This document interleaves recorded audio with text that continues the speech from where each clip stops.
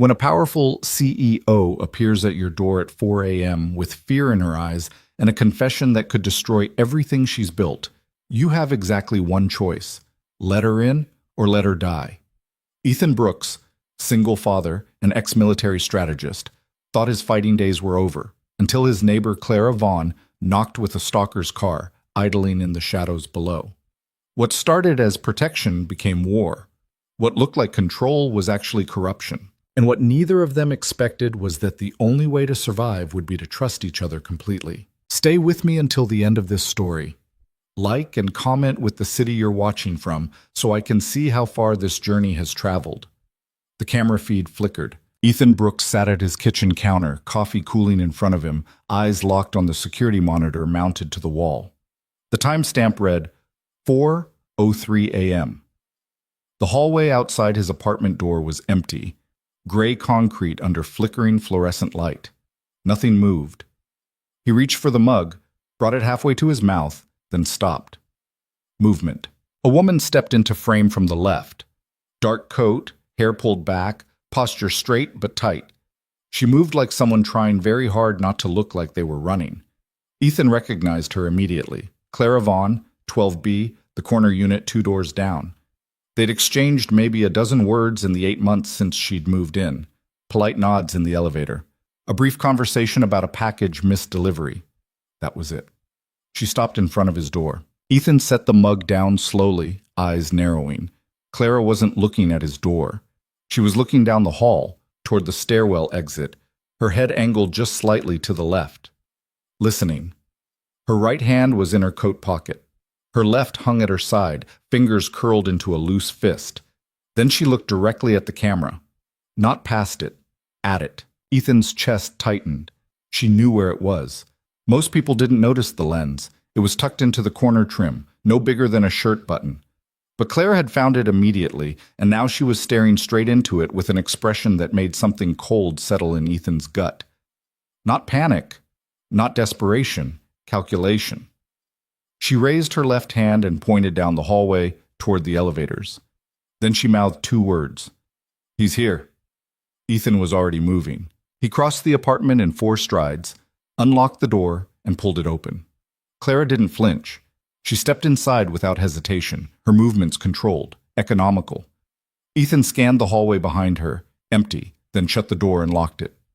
3 bolts, chain, deadbolt. Clara stood in the center of his living room, hands still in her pockets, eyes scanning the space. The apartment was clean, minimal, almost sterile. A couch, a coffee table, the kitchen counter. No photos on the walls, no clutter. Just the essentials and the equipment. Monitors, a laptop dock, charging cables running along the baseboards like veins. "Black sedan," she said quietly. "Parked across the street. Tinted windows. Engine running." Ethan moved to the window and pulled the curtain back half an inch. He didn't need to ask which car. There was only one that fit the description, idling under a busted streetlight, exhaust curling into the cold air. "How long?" he asked. 20 minutes. Maybe longer. Claire's voice was steady, but there was tension underneath it, like a wire pulled just short of snapping. "I wasn't sure at first, thought maybe it was someone waiting for a rideshare. Then I saw him get out." "And?" He walked to the lobby door, tried the handle, looked at the call box for a minute, then got back in the car. Ethan let the curtain fall. He turned to face her, arms crossed. "You think he's waiting for you to come down?" "I know he is." "Who is he?" Clara's jaw tightened. She pulled her hands out of her pockets slowly, deliberately, like she was proving she wasn't holding anything dangerous. "His name is Marcus Hale. He's an investor, private equity. He's been following me for 3 weeks. Ethan didn't move. "Following you how?" "Calls, texts, emails to my work account. Showed up at my office twice, waited outside a restaurant I was at last Thursday." She paused. "I filed a report. Restraining order. It didn't matter." "Why not?" "Because Marcus Hale doesn't care about restraining orders." Claire's voice dropped harder now. "He owns half the legal infrastructure in this city. Judges, lawyers, enforcement. Filing that order was like handing him a checklist." Ethan studied her. Clara Vaughn wasn't small. Maybe 5'8", athletic build, shoulders set like someone who'd spent time in boardrooms and come out on top. But there was something else there now, something he recognized because he'd seen it before in other people, in other places. Fear, yes, but not the kind that made you freeze, the kind that made you fight. "You're a CEO," Ethan said. It wasn't a question. Clara blinked. "How do you—" "I looked you up when you moved in. Standard precaution." He gestured toward the monitors on the wall. "I run a security consulting firm. I'm careful about neighbors." "Then you know what I do." "Tech startup, cybersecurity solutions for healthcare companies. 60 million in Series B funding last year." Ethan's expression didn't change. "You're not exactly low profile." "No," Clara said quietly. "I'm not." "So why is Marcus Hale stalking you?" Clara looked at him for a long moment, like she was weighing how much to say, how much to trust. Then she exhaled, slow and controlled, and the words came out flat, factual. "Because I said no." Ethan waited. "Marcus wanted to invest in my company," Claire continued. "Came in with a term sheet 6 months ago. 50 million. Sounded good on paper, but the terms were poison. Board control, veto power on hires, IP rights reversion if we missed revenue targets by even 5%. It was a trap. I turned him down. And he didn't take it well. He smiled, shook my hand, said he respected my decision." Claire's mouth twisted. 2 weeks later, we failed a compliance audit, one we'd passed 3 times before. Suddenly, our certifications were under review, contracts got delayed, clients started asking questions. Ethan's eyes narrowed. "He's sabotaging you." "He's not just sabotaging me, he's building a case. Every audit failure, every delayed contract, every compliance flag, it all goes into a file. A file that says my company is unstable, that I'm negligent, that I'm unfit to lead." Clara's voice was tight now, anger bleeding through. "And when the file is thick enough, he'll use it, force a board vote, take control. And I won't be able to stop him because every piece of evidence will be real, fabricated but real." Ethan's jaw set. He'd seen this before. Not in boardrooms, but in other theaters. Different weapons, same strategy. Control the information, control the outcome. "Why come to me?" he asked. Clara met his eyes. "Because you're the only person in this building who has a camera that actually works. And because when I looked you up, I found out you're not just a consultant, you're a contractor. Former military, specialized in asymmetric threat response." Ethan didn't confirm or deny. He just watched her. "I need help," Clara said simply. "Not a lawyer, not the police. Someone who understands how to fight someone who owns the system." Ethan was quiet for a moment. Then he walked to the kitchen, pulled a second mug from the cabinet, and poured coffee. He slid it across the counter toward Clara. "Sit down," he said. She did. Ethan pulled his laptop over, fingers moving across the keys. "I'm going to pull the building's exterior feeds. If Marcus is out there, I want timestamps, angles, everything. Then I'm calling someone." "Who?" "Someone who's good at making problems disappear." Clara wrapped her hands around the mug. "I don't want him killed." Ethan looked up, one eyebrow raised. "I'm not a hitman." "Then what are you?" "Someone who solves problems the right way." He turned the laptop toward her. On the screen was a live feed of the street below. The black sedan was still there, engine running, windows dark. The right way means evidence, documentation, pressure applied at the correct points until the threat neutralizes itself. Clara studied the screen. "You sound like you've done this before." "I have." "For who?" Ethan's expression didn't change. "People who needed help and couldn't get it anywhere else." Clara was quiet for a moment, then she nodded. "Okay." "Okay." Ethan pulled his phone out and dialed. It rang twice before a voice answered, low, rough, like gravel in a blender. "It's 4 a.m, Brooks." "I know what time it is, Dylan." A pause. Then, "This isn't social." "No." "Where are you?" "Home. I've got a situation. I need you here. Now." Defined situation. Stalking. Coercion. Possible imminent threat. Client is present and cooperative. Another pause, longer this time. Ethan could hear Dylan moving on the other end, the rustle of fabric, the clink of keys. "Address?" Ethan rattled it off. 20 minutes, Dylan said, and hung up. Ethan set the phone down. Clara was watching him, mug still cradled in both hands. Who's Dylan? She asked. Someone I trust. That's not an answer. It's the only one you need right now. Ethan pulled a notepad toward him, flipped it open. I need you to walk me through everything. Start with the first time Marcus contacted you. Every call, every email, every time he showed up. Exact dates if you have them. Witnesses if there were any. Everything. Clara hesitated. Why? Because if we're going to fight him, we need to know exactly what he's built, and we need to build something stronger. Clara nodded slowly. Then she started talking. It took 15 minutes. She spoke clearly, methodically, like she was presenting to a board. Ethan took notes, asking questions only when he needed clarification. By the time Dylan's knock came, 3 sharp raps, a pause, then 2 more. Ethan had 4 pages filled. He opened the door. Dylan Cross was a big man, 6'3", 220, with the kind of build that said he'd earned every pound the hard way. Shaved head, dark skin, a scar running from his left temple to his jawline. He wore jeans, a black jacket, and an expression that suggested he'd seen worse things than whatever Ethan was about to tell him. He stepped inside, eyes sweeping the room. They landed on Clara. Dylan Cross, Ethan said. Clara Vaughn. Dylan nodded once. Ma'am. Clara stood. Thank you for coming. Don't thank me yet. Dylan looked at Ethan. Fill me in. Ethan did. Short, efficient sentences. Marcus Hale. The stalking. The legal manipulation. The black sedan outside. When he finished, Dylan was quiet for a long moment, eyes distant, processing. Then he walked to the window and looked out. Still there, he said. Yeah.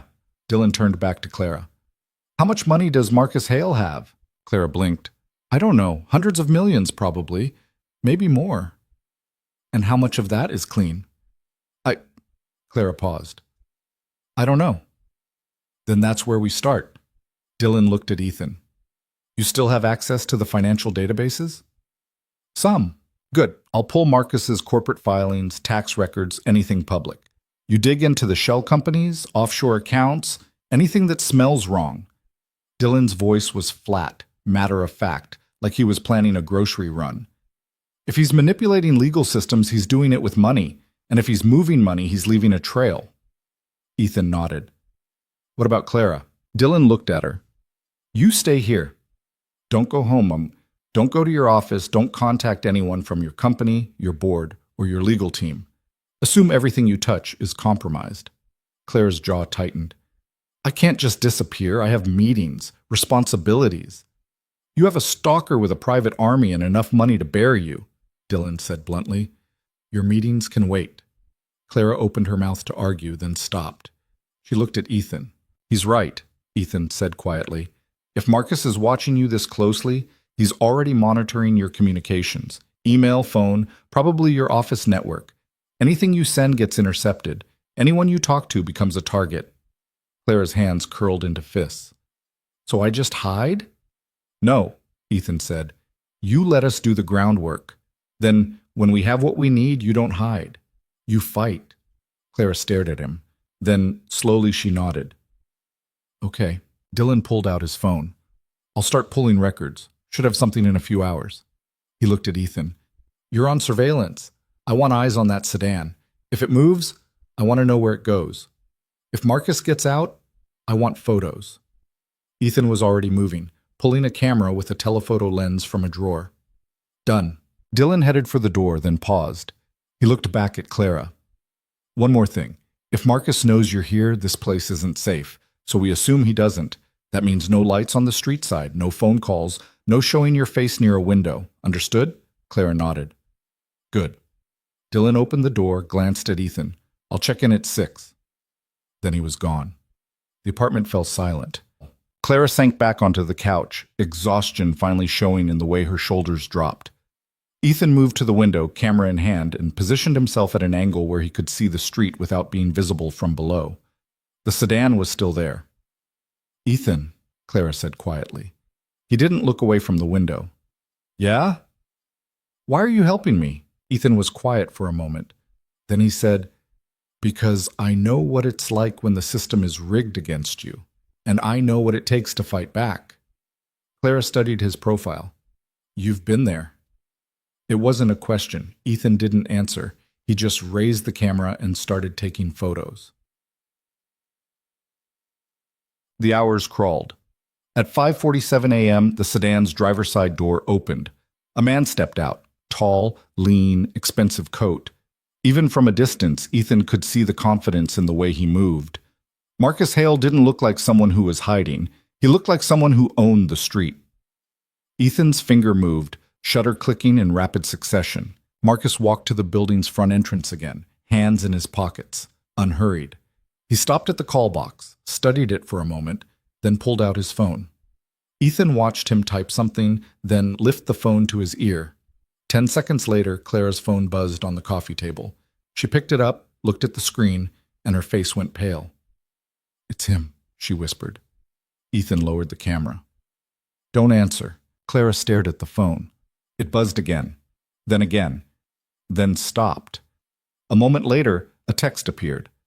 "I know you're scared, Clara, but hiding won't help. We should talk. Like adults." Clara's hands were shaking. Ethan crossed the room, took the phone gently from her hands, and set it face down on the table. "He's fishing. He doesn't know where you are. He's just trying to make you react." "How do you know?" "Because if he knew, he wouldn't be texting. He'd already be at the door." Clara exhaled, slow and unsteady.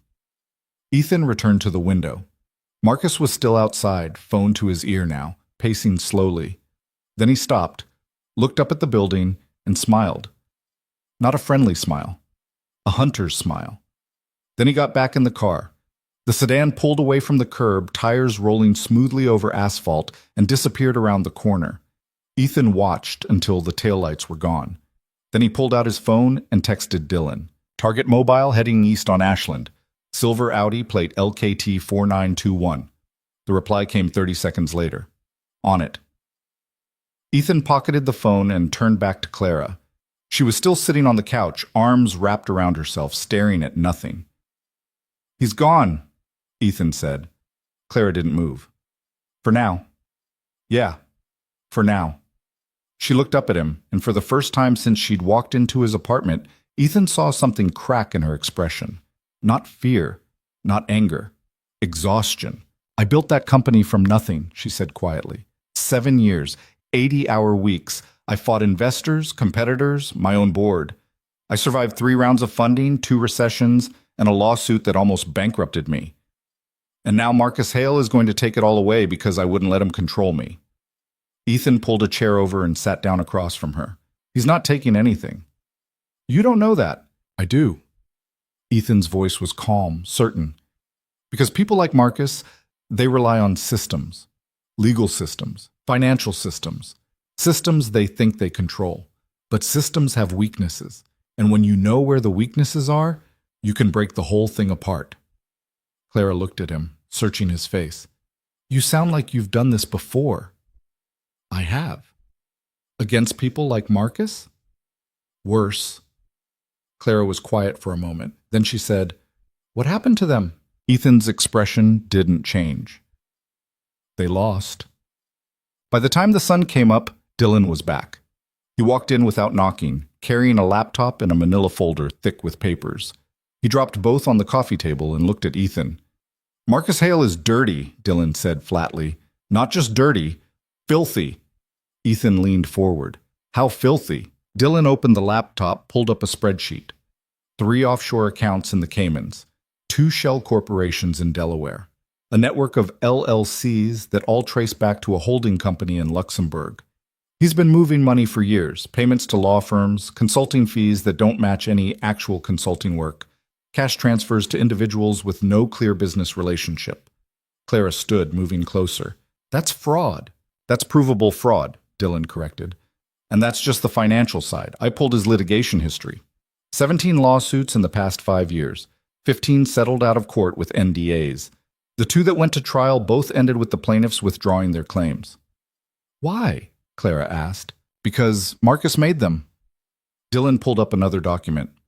One plaintiff filed a police report 2 days before withdrawing, claimed someone broke into her apartment, trashed the place, left a note telling her to drop the case. The other plaintiff's business partner died in a car accident a week before trial. Single vehicle collision. No witnesses. Clara's face went white. You think Marcus? I think Marcus is very good at making problems go away, Dylan said. And I think we need to be smarter than everyone who came before us. Ethan's jaw tightened. We need leverage. We have leverage, Dylan said. He tapped the folder. This is enough to trigger audits, investigations, maybe even criminal charges. But it's not enough to stop him immediately. He's got lawyers who can tie this up for years. Then we don't go through lawyers, Clara said. Both men looked at her. Clara's expression was hard now, all traces of exhaustion gone. Marcus has power because people believe he's untouchable. So we make him touchable. We expose him, publicly, in a way he can't bury. Dylan raised an eyebrow. You want to go to the press? No, the press is too slow, and Marcus owns half the journalists in this city anyway. Clara's eyes were sharp, focused. But he doesn't own everyone, and he can't control what happens in front of witnesses. Ethan leaned back, arms crossed. What are you thinking? Clara pulled out her phone, scrolled through her calendar. There's a gala next Friday. Annual charity event. Every major investor in the city will be there, including Marcus. And I'm on the guest list. I was invited 6 months ago, back when Marcus was still pretending to be professional. Clara looked at Ethan. If I show up, he'll be there. And if he's there, we can confront him. In public, in front of people who matter. Dylan frowned. That's a risk. Everything's a risk, Clara shot back. But sitting here waiting for him to make the next move is a bigger one. At least this way, we control the timing. Ethan studied her for a long moment. Then he looked at Dylan. Can we get clean recordings? Audio? Video? Depends on the venue, but yeah, probably. Ethan nodded slowly. Then we do it. But we do it right. No improvisation, no emotion. We walk in with a plan, we execute, and we walk out with everything we need to bury him. Clara's jaw set. Agreed. Dylan closed the laptop. All right. Then we've got 6 days to prepare. I'll handle the tech. You two figure out how to make Marcus crack. Ethan stood. He'll crack. People like him always do. You just have to find the right pressure point. Clara looked at him. And what's his? Ethan's expression was cold, certain. Control. He needs it. And we're going to take it away. The next 6 days moved like clockwork, but the kind of clockwork that required constant adjustment, constant vigilance. Ethan's apartment became a war room. Dylan brought in equipment, laptops, burner phones, hard drives, a police scanner that crackled with static in the corner. Clara's things arrived in pieces. A suitcase Dylan retrieved from her apartment under cover of darkness, work files downloaded onto an encrypted drive, a change of clothes that hung in Ethan's closet like a ghost. She didn't go home. She didn't go to her office. For 6 days, Clara Vaughn, CEO of a $60 million company, lived out of a guest bedroom in a stranger's apartment and watched her entire professional life continue without her through a laptop screen. It was Dylan who suggested the cover story. Family emergency, he said on the second morning, standing in the kitchen with coffee in one hand and his phone in the other. You tell your assistant your mother's in the hospital, out of state. You'll be remote for the week. No calls, just email. Keep it vague. Clara had stared at him from the couch, still wearing the same clothes she'd worn 2 days ago. My mother's been dead for 3 years. Dylan didn't blink.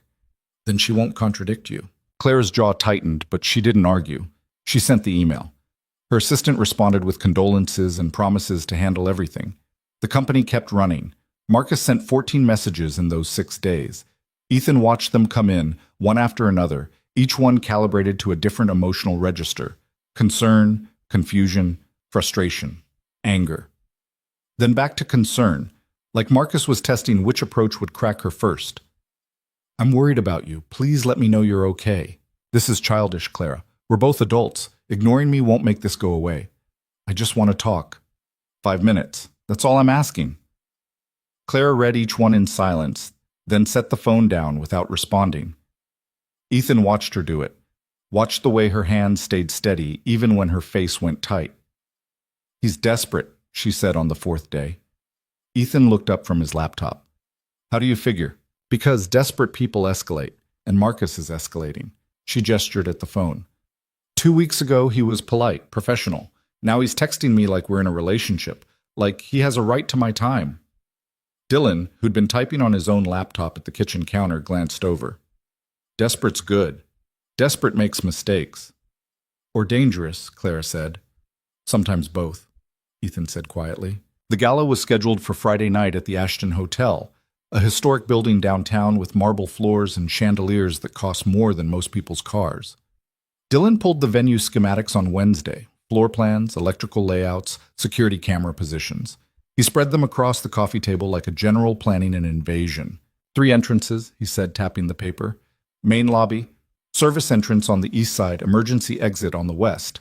Security will be tight, metal detectors at the main entrance, private security firm contracted by the hotel. Probably 8 to 10 guards on the floor, another 4 monitoring cameras. Ethan leaned over the plans, eyes scanning. What about the upper floors? Private event spaces. The gala's in the grand ballroom, ground level, but there are offices and conference rooms on 2 and 3. Less security up there. Cameras, but no guards. Marcus will have his own security, Clara said. She was standing behind them, arms crossed, looking down at the plans. He never goes anywhere without at least 2 people. Ex-military, probably. He likes to make a show of it. Ethan glanced at her. You've seen them? Twice. Once at my office. Once at the restaurant. They don't talk. Just stand there looking intimidating. Her mouth twisted. It works. Dylan tapped another section of the floor plan. The ballroom has a private lounge attached, invitation only. If Marcus wants privacy, that's where he'll go. Can we get in there? Ethan asked. Not legally. I didn't ask if it was legal. Dylan grinned, just a flash of teeth. Then yeah, we can get in. Clara moved closer, pointing at the lounge. What's in there? Bar, seating area, private restrooms. It's designed for VIPs who don't want to mingle with the regular donors. Dylan pulled up a photo on his phone, an interior shot of the lounge, all dark wood and leather chairs. No cameras inside. Hotel policy. Rich people don't like being watched. Ethan's eyes narrowed. That's where we do it. Do what? Clara asked. Corner him. Get him alone, away from the crowd, away from his security. Make him talk. Clara frowned. And say what? Admit he's been stalking me? Confess to fraud? He's not going to just break down because we ask nicely. No, Ethan said. He's going to break down because we give him no other choice. Dylan closed his laptop. We need leverage. Something he can't ignore, can't deflect. Something that scares him more than we do. I've been thinking about that, Clara said slowly. She walked to the window, looked out at the street below. Marcus's power comes from his network. Investors, lawyers, judges. People who owe him favors. People he has dirt on. If we threaten that network, we threaten him. How? Ethan asked. Clara turned back to face them. There's a journalist. Amanda Rios. Investigative reporter for the Tribune. She's been digging into private equity corruption for years. I met her at a conference last year. We stayed in touch. Dylan's expression darkened. You want to bring a reporter into this? Not into this. Not yet. Clara's voice was firm. But if we can get Marcus to confess, or even slip up, Amanda can run with it. She's got the platform, the credibility, and she's not afraid of people like Marcus. Ethan was quiet for a moment, thinking. Then he nodded. Okay, but we don't contact her until after Friday. If Marcus gets wind that a reporter's sniffing around, he'll bury everything and disappear. Agreed, Clara said. Dylan stood, stretching. All right, so we've got the location, we've got the leverage. Now we need the tech. He looked at Ethan. I'm thinking wire, audio and video. Small enough that security won't catch it, good enough that we can use it in court if we need to. Ethan nodded. Can you get it? Already ordered. Arrives tomorrow. Clara looked between them. You two have done this before. It wasn't a question. Dylan and Ethan exchanged a glance. Then Dylan said, different context, same principles. Clara didn't push. She just nodded. The wire arrived Thursday afternoon in a nondescript box with no return address. Dylan opened it on the kitchen counter, pulling out components that looked like they belonged in a spy movie. A tiny lapel microphone no bigger than a pencil eraser, a camera disguised as a button, a recording device the size of a deck of cards. This, Dylan said, holding up the microphone, is military grade. Picks up voices from 15 feet away, filters out background noise. You'll wear it under your dress, clipped to your bra strap. The wire runs down your back, connects to the recorder here. He tapped the small black box. Goes in a pocket or a clutch. Has to stay within 3 feet of the mic for a clean signal. Clara picked up the camera button, turning it over in her fingers. And this? Backup. In case the audio cuts out or we need visual confirmation. Streams directly to a receiver I'll have outside. I'll be in a van across the street, monitoring everything in real time. And if something goes wrong? Clara asked. Dylan's expression was serious. Then Ethan gets you out. No heroics, no negotiation, just out. Clara looked at Ethan. He was standing by the window, arms crossed, staring at nothing in particular. Ethan, she said. He turned. Dylan's right. If it goes sideways, we leave. The evidence isn't worth your life. But it is worth the risk, Clara said. Ethan held her gaze. That's your call, not mine. Clara set the camera down. Then I'm making it. We go through with the plan. Ethan nodded once. Okay. They spent the rest of Thursday running scenarios.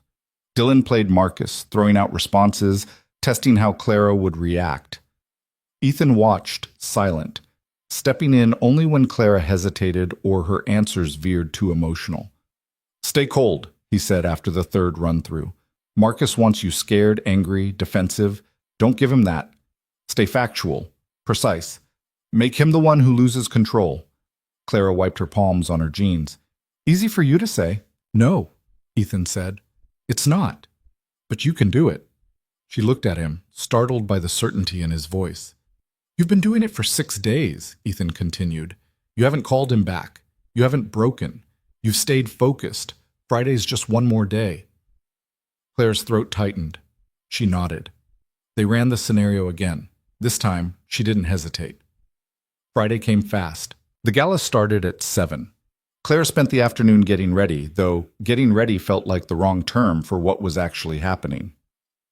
Dylan had brought a dress, black, elegant, expensive-looking, along with shoes, jewelry, a clutch purse. Clara didn't ask where he'd gotten them. She just put them on. The wire took 20 minutes to rig properly. Dylan worked with the efficiency of someone who'd done this 100 times. His hands steady as he clipped the microphone into place, ran the wire down her spine, secured the recorder in the clutch. Test, he said, stepping back. Clara spoke. Testing. 1, 2. Dylan's laptop chirped. Her voice came through clean, crisp, no distortion. Good, Dylan said. He handed her an earpiece, nearly invisible. I'll be in your ear the whole time. You won't hear me unless I need to tell you something. If I say abort, you leave. No questions. Clara nodded, fitting the earpiece into place. Ethan came out of the bedroom in a suit, charcoal gray, perfectly fitted. Clara blinked. She'd only ever seen him in jeans and t-shirts. The suit transformed him into someone else, someone polished and controlled. You clean up, she said before she could stop herself. Ethan's mouth twitched, almost a smile. So do you. Dylan glanced between them, then cleared his throat. All right, ground rules. You two go in separately. Ethan, you're a guest. I forged an invitation. You're listed as a consultant for Arcadia Holdings. No one will check. Clara, you walk in like you own the place. Confident, untouchable. And when I see Marcus? Clara asked. You don't approach him, Ethan said. Let him come to you. He will. He won't be able to help himself. Clara swallowed. And then? Then you lead him to the lounge, get him talking. Once he's committed, I'll join you. We corner him together. Dylan checked his watch. Car's outside. Ethan, you're leaving now. Clara, you go in 20 minutes. I'll be in position in 10. Ethan picked up his keys, then paused. He looked at Clara. You've got this, he said quietly. Clara met his eyes. I know. Ethan left. The 20 minutes dragged. Clara stood in the middle of the apartment, clutch in hand, heart hammering against her ribs. Dylan packed his equipment in silence, efficient, methodical. When the timer on his phone went off, he looked up. Time, he said. Clara exhaled slowly. Okay. Dylan walked her to the door, then stopped. One more thing. If Marcus touches you, if he so much as puts a hand on your arm, you say the word stop, and I send Ethan in immediately. Understood? Clara nodded. Say it. Understood. Dylan opened the door. Then let's go to work. The Ashton Hotel was exactly as Clara remembered, overwhelming and ornate, the kind of place designed to make you feel small. She stepped out of the car and into the flood of arriving guests, all of them dressed like they'd stepped out of a magazine. Cameras flashed. A red carpet stretched from the curb to the entrance. Clara walked it alone. Inside, the lobby was a cathedral of marble and gold. A string quartet played in the corner. Waiters moved through the crowd with trays of champagne. Clara took a glass, more for something to hold than because she wanted it. She scanned the room. Marcus wasn't hard to find. He stood near the center of the ballroom, surrounded by a small crowd of admirers, all of them laughing at something he'd just said. He wore a tuxedo that probably cost more than her car, his posture relaxed, easy, like he didn't have a care in the world. Then he saw her. The smile didn't falter. If anything, it widened. He excused himself from the group and started walking toward her, slow and deliberate, like a man with all the time in the world. Clara's pulse spiked. In her ear, Dylan's voice crackled to life. "Steady. Let him come to you." Marcus stopped 3 feet away. Up close, he was handsome in a manufactured way, sharp jawline, perfect teeth, eyes that looked warm until you realized they weren't looking at you so much as cataloging you. "Clara," he said, his voice smooth. "I wasn't sure you'd come." Clara kept her expression neutral. "I was invited." "So was I." Marcus gestured to the room around them. "Funny how that works." "Hilarious." Marcus's smile tightened just a fraction. "You've been hard to reach." "I've been busy." "Too busy to return a call?" Clara sipped her champagne, buying time. "I didn't see the point." "The point," Marcus said, his voice dropping lower, "is that we have unfinished business." "We don't have any business," Clara said. "Finished or otherwise." Marcus's eyes hardened. "That's not true, and you know it." In her ear, Dylan murmured, "Good, keep pushing." Clara set her glass down on a passing tray. "If you'll excuse me." Marcus stepped closer, not enough to be threatening, but enough to close the distance. "I've been patient, Clara. More patient than I should have been. But my patience has limits." "So does mine," Clara said, meeting his gaze. "And you crossed them weeks ago." For a moment, something flickered in Marcus's expression. Surprise, maybe? Or anger. Then it was gone, replaced by that same smooth smile. "We should talk," he said. "Privately." Clara's heart hammered. This was it, the opening. "Fine," she said. "Where?" Marcus gestured toward the private lounge. "Somewhere quieter." Clara followed him. The lounge was exactly as Dylan had described. Dark wood, leather chairs, soft lighting. A bartender stood behind the counter, polishing glasses. Marcus nodded at him. "Give us the room." The bartender left without a word. Marcus closed the door. Clara's pulse roared in her ears. In the earpiece, Dylan's voice was calm, grounding. "Ethan's 30 seconds out. Keep him talking." Marcus poured himself a drink from the bar, slow and unhurried. "You know, Clara, I've always admired you. Your drive, your intelligence. You built something real. That's rare." Clara didn't sit. She stood near the center of the room, hands at her sides. "Is that why you've been trying to destroy it?" Marcus turned, glass in hand. "Destroy it? No. Save it.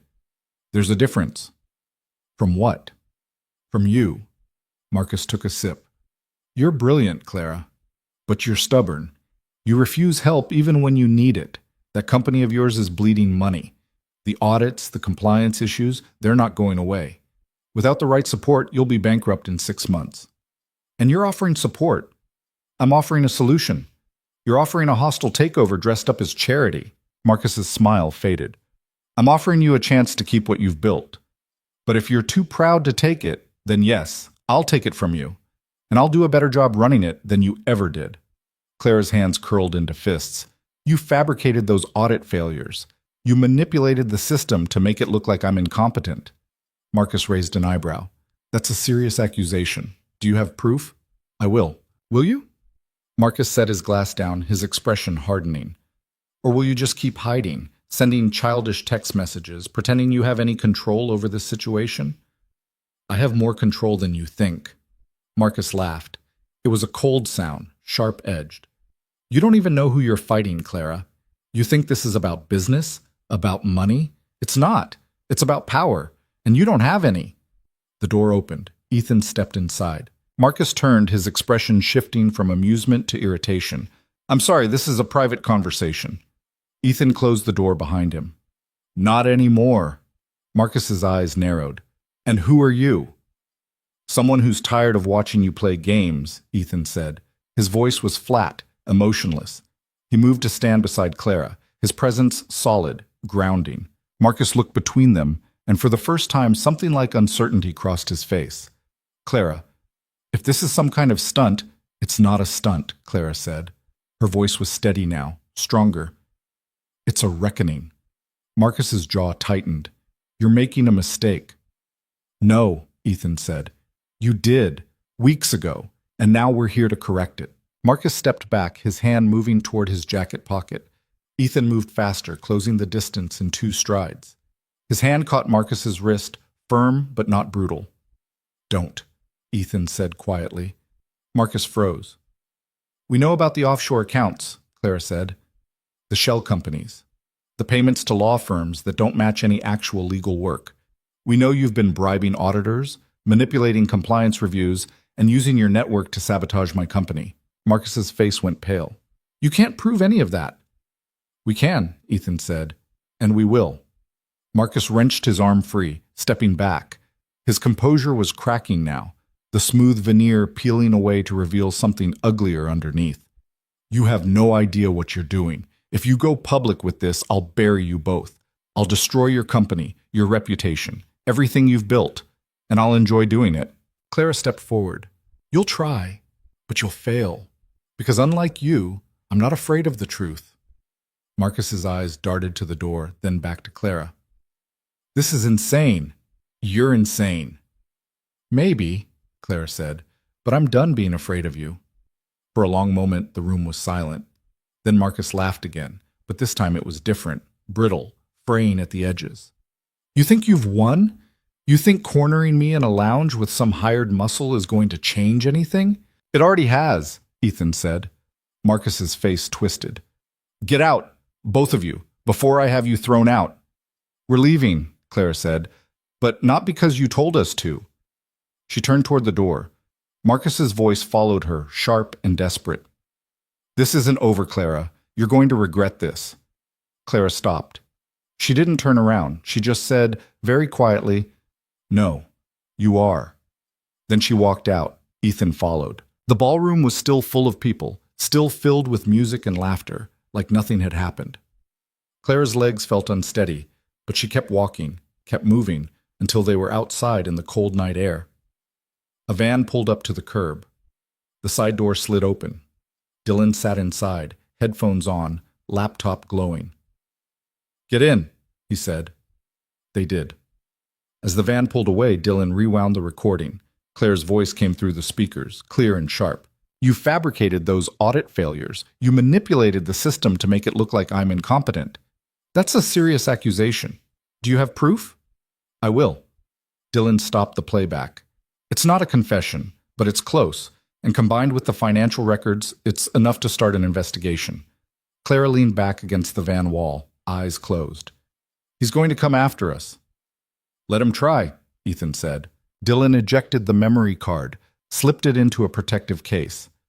I'm sending copies to 3 different locations tonight. Encrypted cloud storage, a safety deposit box, and a friend who specializes in making things impossible to erase. Clara opened her eyes. What now? Now we wait, Ethan said, and we watch. The van turned a corner, headlights cutting through the dark. Clara looked at Ethan. Thank you. Ethan met her eyes. Don't thank me yet. This isn't over. I know, Clara said, but it's closer than it was yesterday. Ethan nodded. The van drove on into the night, carrying them away from the gala, away from Marcus Hale's world of marble floors and expensive lies, and back towards something that felt, for the first time in weeks, like solid ground. Marcus didn't wait long to retaliate. The first sign came Sunday morning, 36 hours after the gala. Clara was sitting at Ethan's kitchen counter with coffee she hadn't touched, scrolling through emails on her encrypted laptop when her phone lit up with a call from her CFO. She answered. Jason? Clara. Jason Park's voice was tight, clipped. We have a problem. Clara's stomach dropped. What kind of problem? The kind that involves federal investigators showing up at our office an hour ago with a warrant. They're seizing financial records. All of them. Clara stood so fast the stool scraped across the floor. Ethan looked up from where he'd been reading on the couch. What grounds? They're saying possible securities fraud, falsified revenue reports. They wouldn't give me details, just handed me the warrant and started boxing up hard drives. Clara's hand tightened on the phone. That's impossible. Our financials are clean. We've been audited 3 times in the past year. I know that. You know that. But someone filed a complaint with the SEC, and now we're under investigation. Jason's voice dropped. Clara, this is bad. If they freeze our accounts, we can't make payroll. We can't operate. Who filed the complaint? Anonymous tip, but we both know who's behind it. Clara closed her eyes. Marcus, has to be. This is too coordinated, too fast. Someone with serious connections pushed this through. Jason paused. Where are you? The investigators want to talk to you. I'm not coming in. Clara, tell them I'm out of state, family emergency. Same story as last week. I'll cooperate fully, but through my attorney. Do not let them into my office. Do not give them access to anything that isn't covered by the warrant. Jason was quiet for a moment, then he said, You know this makes you look guilty, right? I know, but if I walk into that office right now, I'm walking into a trap. Marcus wants me scared and reactive. I'm not giving him that. Okay, I'll handle it. But Clara, be careful. Whoever's behind this, they're playing for keeps. So am I, Clara said, and ended the call. She set the phone down carefully like it might explode. Ethan was already standing, arms crossed, watching her. Federal investigation, she said flatly. Securities fraud. They're seizing records from my office. Ethan's jaw tightened. He moved faster than I expected. He's desperate. We cornered him Friday night, and now he's lashing out. Clara ran a hand through her hair. If they freeze my company's accounts, I'm done. No money means no operations. No operations means the board votes me out and Marcus swoops in to save the day. Dylan emerged from the guest bedroom, laptop under one arm. I heard. This is Marcus establishing a paper trail. He files the complaint, triggers an investigation, then uses the investigation itself as proof that you're unstable. Can he do that? Clara asked. He just did. Dylan set the laptop on the counter, opened it. But he made a mistake. What mistake? He moved too fast. Federal investigations take weeks to set up. Warrants require evidence, review, approval from multiple agencies. Getting all that done in 36 hours? Dylan looked up. That requires pressure from someone very high up, and pressure leaves fingerprints. Ethan moved closer. Can you trace it?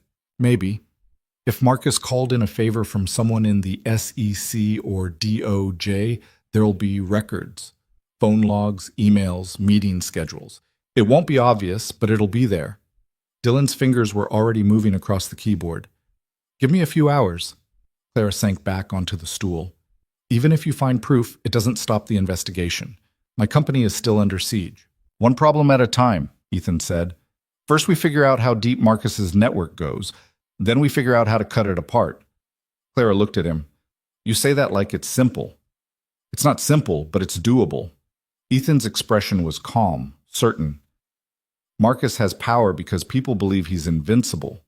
We show them he's not. And how do we do that? We make him bleed. The words hung in the air, cold and final.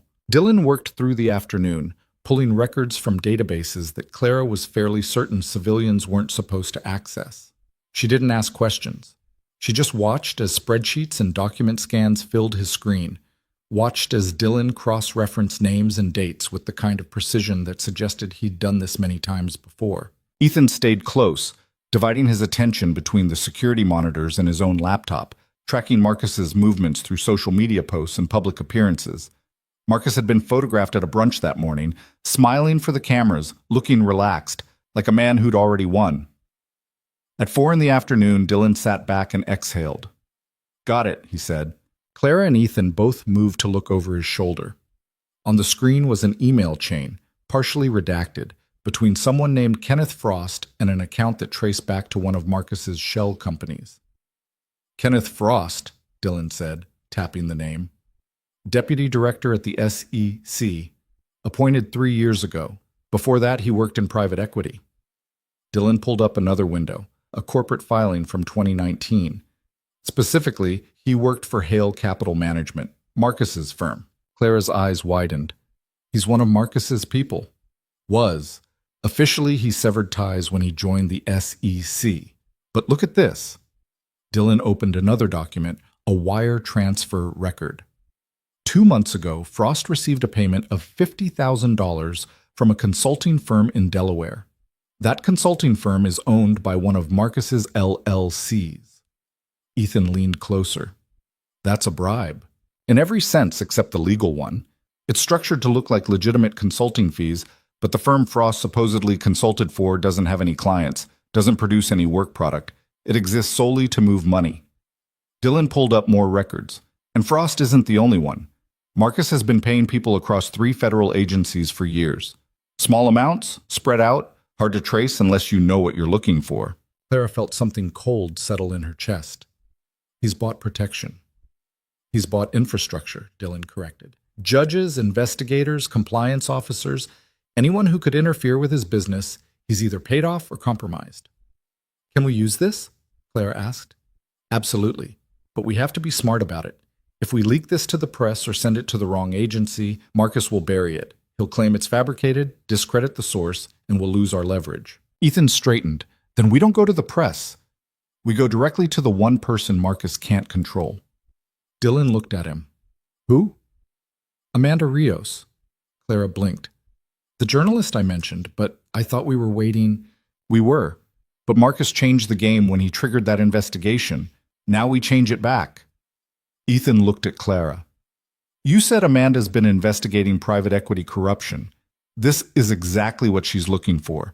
And if she breaks the story, it doesn't matter what Marcus does. The damage is done. Clara hesitated. Once we give this to Amanda, there's no taking it back. Marcus will know we're the source. He'll come after us with everything he has. He's already coming after you, Ethan said quietly. This just means you hit back first.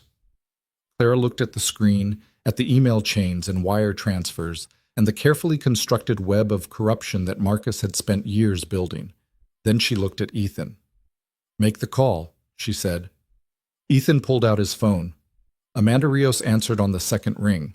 Her voice was sharp, alert. This is Amanda. Ms. Rios, my name is Ethan Brooks. I'm calling on behalf of Clara Vaughn. There was a pause. Clara? I haven't heard from her in months. Is she all right? That's complicated. Can you meet us tonight? Somewhere private. Why? Because we have evidence of federal corruption tied to Marcus Hale. And if you want the story, you need to hear it from us directly. Another pause, longer this time. Then Amanda said, Where and when? They met at a diner on the south side, the kind of place with cracked vinyl booths and coffee that tasted like it had been sitting in the pot since morning. Amanda Rios was younger than Clara expected. Mid-30s, sharp eyes behind black-framed glasses, hair pulled into a tight ponytail. She slid into the booth across from Clara and Ethan without preamble. You've got 20 minutes, she said. Then I have to file a story on city council corruption, and I'm already running late. Clara glanced at Ethan. He nodded. She slid a folder across the table. Marcus Hale has been paying off federal investigators for years. We have wire transfers, shell company records, email chains. Everything you need to prove it. Amanda opened the folder, her expression neutral. She flipped through the pages in silence, her eyes moving fast, cataloging. When she reached the email from Kenneth Frost, she stopped. Where did you get this? She asked. Does it matter? Dylan said. He was sitting at the counter, back to them, but Clara knew he was listening. Amanda looked up. If this is fabricated, I can't use it. If it's illegally obtained, I can't use it. So yeah, it matters. It's real, Clara said. And it was obtained through legal means. Financial records are public if you know where to look. The emails were leaked by someone inside one of Marcus's firms. We verified everything. Amanda studied her. You're the CEO Marcus has been stalking. Clara didn't flinch. Yes? And you're coming to me because you want revenge. I'm coming to you because I want the truth out there. What you do with it is up to you. Amanda's gaze shifted to Ethan. And who are you? Someone who doesn't like bullies, Ethan said evenly. Amanda's mouth twitched, almost a smile. She looked back at the folder. If I run this, Marcus will destroy you. He'll sue for defamation, claim you fabricated evidence, drag you through every court in the state. You understand that, right? I understand, Clara said, but I'm not backing down. Amanda was quiet for a moment. Then she closed the folder and tucked it into her bag. I'll need to verify everything independently. Cross-reference the wire transfers, confirm the shell companies, get statements from sources. That takes time. How much time? Ethan asked. A week? Maybe less if I can get someone at the SEC to talk off the record. Amanda stood. But if this checks out, I'll run it. Front page. And Marcus Hale won't see it coming. Clara stood as well. Thank you. Amanda looked at her, something almost like sympathy in her eyes. Don't thank me yet. This is going to get ugly. It already is, Clara said. Amanda left. Dylan turned from the counter. She'll run it, I can tell. Good, Ethan said. He looked at Clara. Now we prepare for the fallout. The fallout started Tuesday. Clara's phone buzzed at 6 a.m. with a call from her attorney, a sharp-voiced woman named Linda Cross, who did not mince words. Clara, what the hell did you do? Clara sat up in bed, heart pounding. What are you talking about? I just got a call from the DOJ. They're expanding the investigation. They want to question you under oath, and they've issued a subpoena for your personal financial records. Clara's blood ran cold. On what grounds? They're claiming you used company funds for personal expenses. Embezzlement. It's bullshit, but it's bullshit with a federal subpoena attached. This is Marcus. He's escalating. I don't care who it is. You need to come in and make a statement. If you keep hiding, they're going to assume you're guilty. I'm not hiding. I'm protecting myself. From what? Clara, you're a CEO, not a fugitive. Stop acting like one. Clara's jaw tightened. Linda, I need you to trust me. I can't come in. Not yet. But I will cooperate. Fully. Just give me a few more days. A few more days for what? For the truth to come out. Linda was silent for a long moment. Then she sighed. Fine. But if this blows up in your face, don't say I didn't warn you. The call ended. Clara sat on the edge of the bed, head in her hands. Ethan appeared in the doorway, already dressed. Marcus? He asked. Marcus, Clara confirmed. He's trying to force your hand, make you come out of hiding so he can control the narrative. It's working. My own lawyer thinks I'm being paranoid. Ethan sat down beside her. You're not paranoid. You're strategic. There's a difference. Clara looked at him. How do you stay so calm? Practice. Ethan's voice was quiet. I've been in worse situations than this, and I've learned that panic is just wasted energy. You save it for when you actually need it. And when is that? When the bullets start flying. Clara let out a short, bitter laugh. Great, something to look forward to. Ethan's mouth almost smiled. You're tougher than you think. I don't feel tough. You don't have to feel it. You just have to be it. Clara looked at him for a long moment. Then she nodded. Wednesday brought worse news. Dylan's contacts reported that Marcus had hired a private security firm, not just bodyguards, but a full tactical team. Ex-military, heavily armed, operating under a private contract that gave them broad authority to protect assets and neutralize threats. He's preparing for a confrontation, Dylan said, standing at the window with binoculars. He knows we're not backing down, so he's escalating to force. Can he do that legally? Clara asked.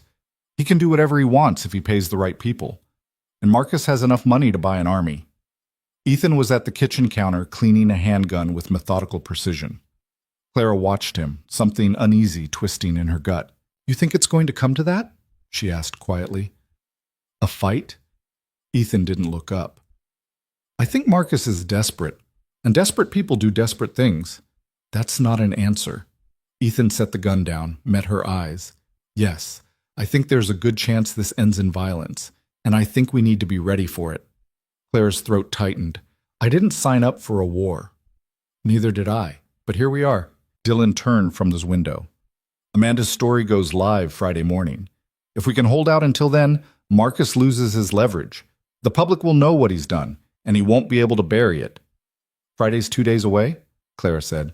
I know. A lot can happen in 2 days. I know that too. The tension in the room was thick enough to choke on. Then Clara's phone buzzed. She looked at the screen and her heart stopped. It was a text from an unknown number. "You've made your choice, Clara. Now I'll make mine. See you soon." Attached was a photo. It was taken from across the street, through Ethan's apartment window. Clara could see herself sitting at the kitchen counter, clear as day. Marcus knew where she was. Clara's hands started shaking. She showed the phone to Ethan. His expression went cold, hard. "Dylan," he said quietly. Dylan was already moving, pulling a laptop open, fingers flying across the keys. "Checking the exterior cameras now." Clara stood, backing away from the window. "He's watching us, right now." "Not for long." Ethan moved to the closet, pulled out a duffel bag. Inside were things Clara didn't want to look at too closely. Body armor, ammunition, what looked like a tactical vest. "We're leaving," Ethan said. "Where?" Clara asked. "Somewhere Marcus can't follow." Dylan looked up from the laptop. "I've got a safe house, north side, off the grid. No one knows about it except me." Ethan nodded. "Pack light, we leave in 5 minutes." Clara's mind was racing. "What about the story? Amanda needs more time. Amanda will get it. But you need to be alive to see it published." Ethan's voice was firm. "We're not waiting for Marcus to make the first move. We're leaving, now." Clara wanted to argue, wanted to say she wasn't running, wasn't going to let Marcus chase her out of her own city, but the look in Ethan's eyes stopped her. This wasn't a debate. She went to the guest room and grabbed the small bag she'd been living out of for the past 2 weeks. When she came back, Ethan and Dylan were already by the door, duffel bags slung over their shoulders. "Stay low," Ethan said. "Stay quiet." "We go out the back exit, through the service alley. Dylan's car is 2 blocks over. We don't stop. We don't look back." Clara nodded. They moved. The service exit led into a narrow alley that smelled like garbage and old rain. Clara stayed between Ethan and Dylan, her heart hammering so hard she thought it might burst. Every shadow looked like a threat. Every sound made her flinch. They reached Dylan's car without incident, a nondescript sedan that looked like it had seen better days. Dylan got behind the wheel. Ethan took the passenger seat. Clara climbed into the back. The engine started, and that's when the black sedan pulled into the mouth of the alley, blocking their exit. "Shit," Dylan muttered. 2 men stepped out. Both wore dark suits. Both had the look of people who'd done violence before and would do it again without hesitation. Ethan's hand moved to the gun at his hip. "Don't!" one of the men said. His voice carried down the alley, calm and professional. "Mr. Hale would like to speak with Ms. Vaughn. Alone." Clara's stomach dropped. Ethan's jaw tightened. "That's not happening." The man smiled.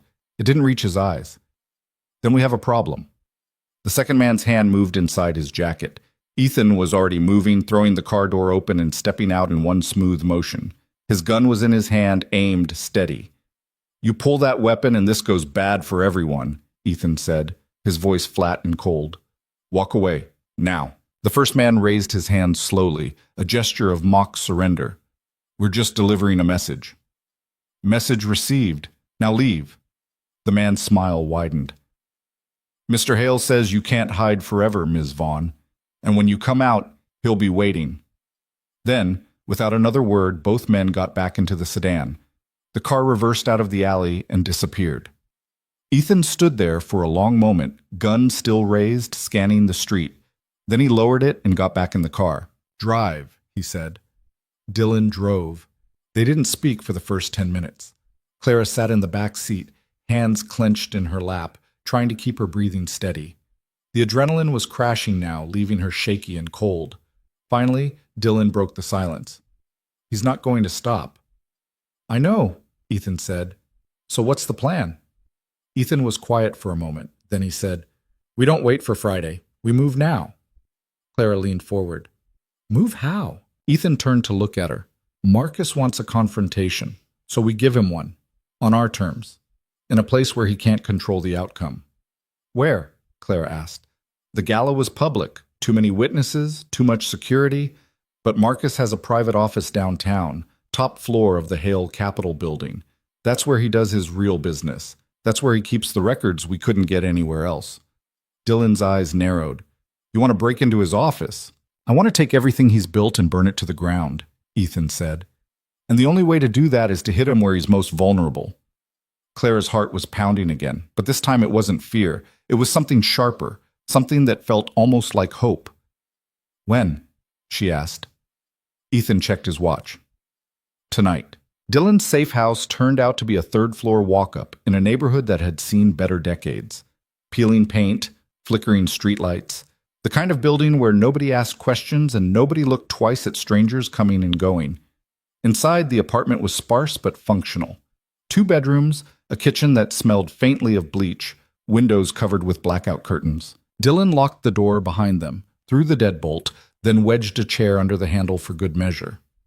We're good here until midnight. After that, we move. Clara set her bag down, her legs unsteady. The adrenaline was gone now, replaced by a bone-deep exhaustion that made everything feel distant and surreal. You're serious about breaking into Marcus's office? I'm serious about ending this, Ethan said. He was already unpacking the duffel bag, laying out equipment on the kitchen table with the precision of someone who'd done this before. A laptop, lockpicks, what looked like a small electronic device with a screen and antenna.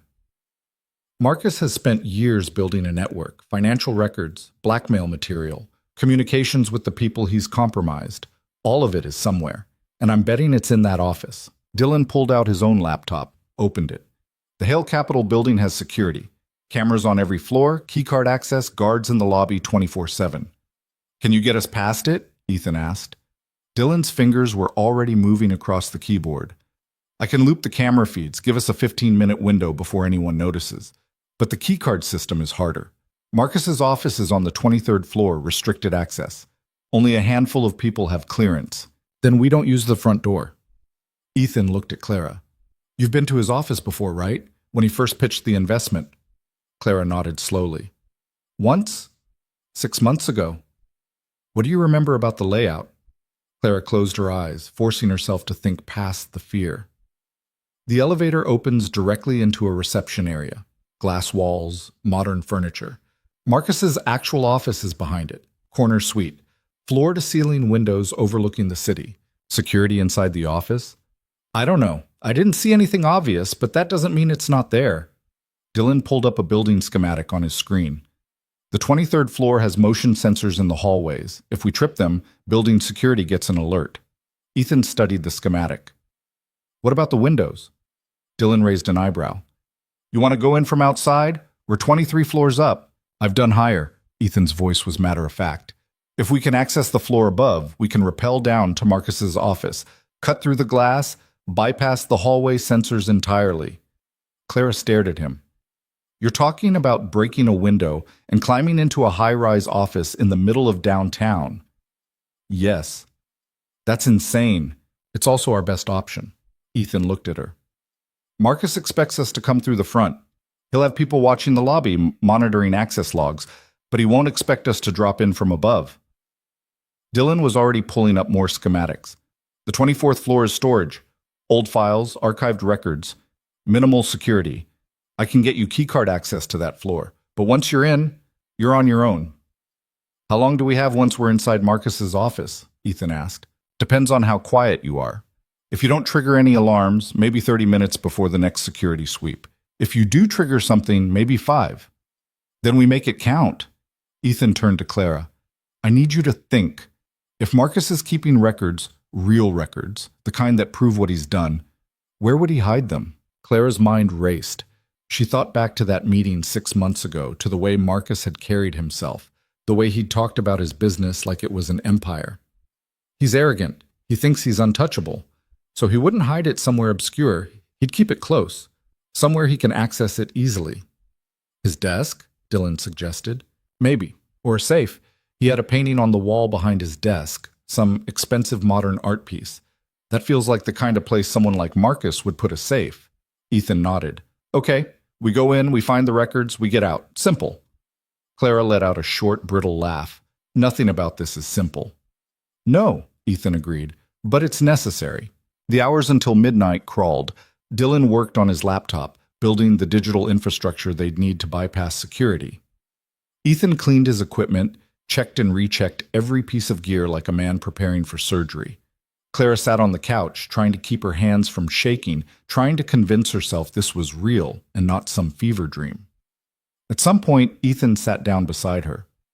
You don't have to come, he said quietly. Clara looked at him. What? Inside Marcus's office. You don't have to be there. Dylan and I can handle it. Clara's jaw tightened. This is my fight. It's all our fight now, but that doesn't mean you have to put yourself in danger. I've been in danger for weeks. At least this way I'm doing something about it. Clara's voice was harder than she expected. I'm not sitting this out, Ethan. I'm seeing it through. Ethan studied her for a long moment. Then he nodded. Okay. They sat in silence for a while. Then Clara said, Can I ask you something? Sure. Why are you doing this? Really? You could have turned me away that first night, could have told me to handle it myself, but you didn't. Why? Ethan was quiet for a long time. When he finally spoke, his voice was low, careful. Because I know what it's like to be powerless. To have someone with more money, more connections, more everything use the system against you and watch you drown. He paused. And I know what it's like to have someone step in when you need it most. Someone who didn't have to, but did anyway. Who helped you? Clara asked softly. Ethan's expression was distant. A long time ago, I made some mistakes. Got involved with people I shouldn't have. By the time I realized how deep I was, it was too late to get out clean. But someone gave me a second chance. Helped me disappear, start over. I wouldn't be here if they hadn't. Clara absorbed this. And now you do the same for other people. When I can. Ethan looked at her. You remind me of them. The person who helped me. Same fire, same refusal to back down even when the smart move is to run. Clara's throat tightened. I don't feel like I have fire. I feel like I'm barely holding it together. That's what fire looks like from the inside, Bun, Ethan said. It doesn't feel like strength. It feels like survival. But it's the same thing.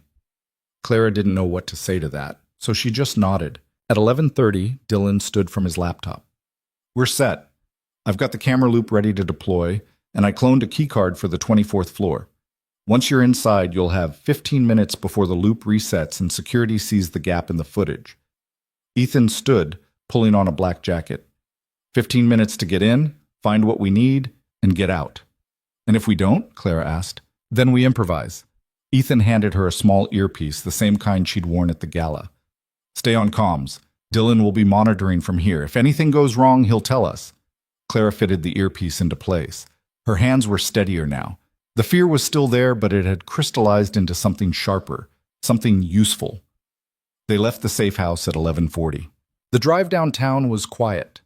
Clara sat in the back seat watching the city slide past. Neon signs, late-night diners, clusters of people stumbling out of bars. Normal life. Continuing like nothing was wrong, like her world wasn't about to implode. Dylan parked 2 blocks from the Hale Capitol building in the shadow of a parking garage. I'll stay here. You two go on foot, less conspicuous. Ethan checked his watch. We've got 12 minutes until the loop starts. Clara climbed out of the car. The night air was cold, sharp in her lungs. Ethan fell into step beside her, his movements easy and controlled.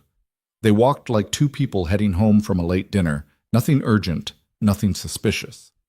The Hale Capitol building rose ahead of them, all glass and steel, lit from within like a beacon. Clara's stomach twisted. She'd been here before, but it had looked different in daylight, less imposing. Now it looked like a fortress. They circled to the service entrance on the east side. Ethan pulled out the cloned keycard, swiped it. The lock clicked open. We're in, Ethan murmured. In Clara's ear, Dylan's voice crackled. Camera loop active. You've got 15 minutes starting now. They moved fast, taking the service stairs 2 at a time. Clara's legs burned by the time they reached the 24th floor. Ethan pushed the door open slowly, scanning the hallway. Empty. Boxes of old files lined the walls, stacked haphazardly, covered in dust. Clear, Ethan said. They moved to the window at the far end of the hallway. Ethan pulled a small toolkit from his jacket, extracted what looked like a glass cutter. He worked quickly, efficiently, cutting a circle large enough for a rope to pass through. Dylan, we need the rappel gear, Ethan said. Already done. Check the duffel. Ethan opened the bag he'd been carrying, pulled out climbing rope and a harness. He secured one end of the rope to a support beam, then tossed the other end out the window. It unspooled into the darkness below. Clara looked down. 23 floors. The street was a river of lights far below, cars moving like toys. "You've done this before, right?" she asked, her voice tight. "Couple times." Ethan clipped the harness around his waist, tested the rope. "It's easier than it looks." "That's not reassuring." Ethan almost smiled. "You'll be fine, just don't look down." He went first, disappearing over the edge with a confidence that made Clara's heart lurch. She watched the rope go taut, heard the faint scrape of boots against glass. Then his voice came through the earpiece. "I'm at Marcus's window, coming up on your left." Clara moved to the edge, looked down. Ethan was hanging just below, one hand on the rope, the other holding the glass cutter. He worked quickly, carving a larger opening in the window. The glass fell away silently, tumbling into the office below. "Your turn," Ethan said. Clara's hands were shaking again. She clipped into the harness, gripped the rope. Ethan had made it look easy, but standing at the edge of a 24-story drop, easy felt like a cruel joke. "Don't think," Ethan's voice said in her ear. "Just move." Clara stepped over the ledge. The rope caught her weight, and for a horrible second she swung free, nothing beneath her but empty air and the distant glow of streetlights. Her stomach flipped. Then her feet found the side of the building, and she was walking backward down the glass, hand over hand, the rope burning through her gloves. Ethan caught her at the window, his grip firm on her arm, pulling her inside. Clara stumbled into Marcus's office, her legs weak, her heart hammering. She looked around. The space was exactly as she remembered, sleek, modern, expensive. The painting hung on the wall behind the desk, abstract shapes in red and black. 10 minutes, Dylan's voice said in her ear. "Move fast." Ethan was already at the painting, lifting it off the wall. Behind it was a safe digital keypad glowing faintly. "Can you crack it?" Clara asked. "Give me a minute." Ethan pulled out the small electronic device from earlier, attached it to the keypad. Numbers flickered across the screen, cycling through combinations. Clara moved to the desk, started opening drawers, files, pens, a bottle of expensive scotch. Nothing useful. She opened the bottom drawer and froze. Inside was a lockbox. "Ethan," she said. He looked over. "Can you open it?" And Clara pulled the box out, tried the latch. Locked. She grabbed a letter opener from the desk, jammed it into the lock, and twisted. The mechanism gave with a snap. Inside were USB drives. 6 of them, each labeled with a date. Clara's pulse spiked. "I think I found something." "Take them," Ethan said. The safe behind him beeped. The door swung open. Inside were file folders, stacks of them, organized with obsessive precision. Ethan started pulling them out, flipping through pages. Bank statements, wire transfer records, emails. This is it. This is everything. 7 minutes, Dylan said. Ethan grabbed a handful of folders, stuffed them into the duffel bag. Clara pocketed the USB drives. They worked in silence, frantic, grabbing everything that looked important. Then Clara heard it. A voice, muffled but close. She froze. Ethan. He heard it too. He held up a hand, signaling silence. The voice came again, louder now, from the hallway outside the office. "Someone's coming," Dylan's voice crackled. "You need to move, now!" Ethan zipped the duffel, slung it over his shoulder. Back to the window. Clara ran. Ethan was right behind her. They reached the broken window just as the office door opened. Marcus Hale stepped inside. He wasn't alone. 2 men flanked him, the same ones from the alley. Marcus's eyes swept the room, landing on the open safe, the scattered files. Then they landed on Clara. For a moment no one moved. Then Marcus smiled. "Hello, Clara," he said, his voice calm, almost pleasant. "I was wondering when you'd show up." Clara's blood turned to ice. Ethan's hand moved to the gun at his hip, but one of Marcus's men was faster. He pulled his own weapon, aimed it directly at Ethan's chest. "I wouldn't," the man said. Ethan froze. Marcus walked farther into the room, hands in his pockets, utterly at ease. "You know, I have to admire the audacity. Breaking into my office, stealing my files. It's bold. Stupid, but bold." "You don't get to call anyone stupid," Clara said, her voice shaking with anger. "Not after what you've done. What I've done." Marcus's smile widened. "I've built an empire, Clara. I've created wealth, jobs, opportunities. What have you done? Run a company into the ground and blamed everyone but yourself." You sabotaged me. You fabricated audits, bribed investigators, stalked me? Prove it, Marcus said simply. Clara held up one of the USB drives. I will. Marcus's expression didn't change. That's stolen property, inadmissible in court. And even if it weren't, do you really think you'll make it out of this building? Clara's heart sank. Ethan's voice was cold, flat. You're going to let us leave. Marcus laughed. Am I? Yeah.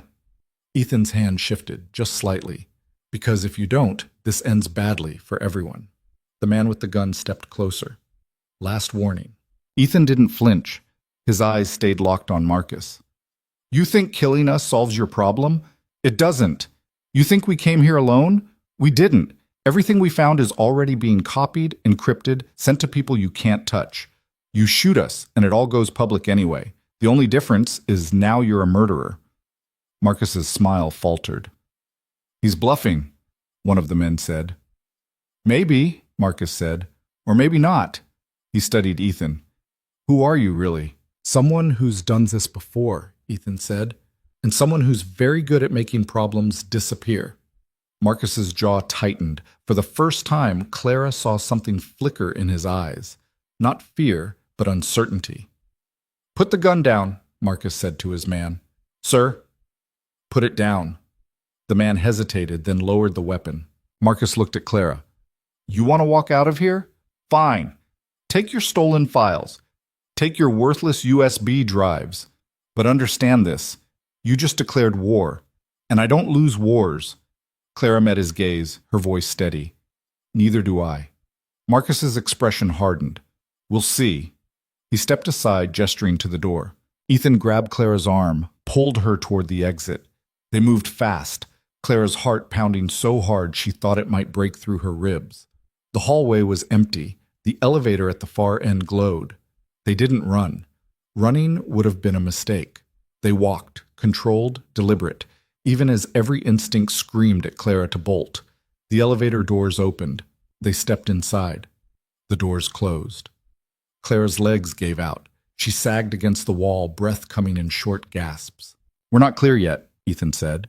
His voice was calm, but his hand was still on his gun. The elevator descended.